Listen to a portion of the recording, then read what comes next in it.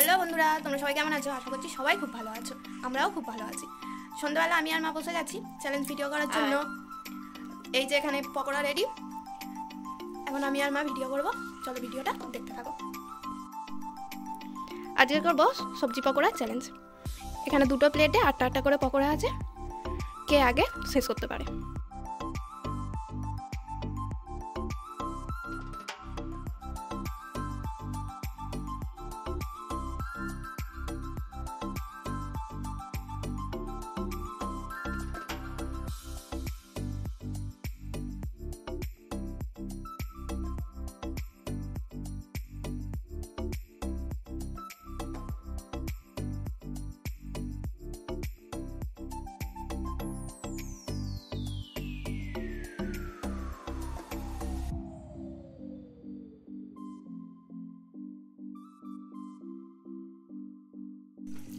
আজ মা ফার্স্ট হয়েছে, এই যে মার প্লেট ফাঁকা, আমার এখনো একটুখানি পড়ে আছে।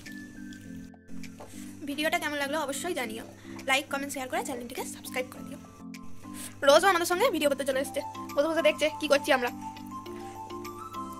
টাটা করে দাও রোজ সবাইকে, টাটা বন্ধুরা।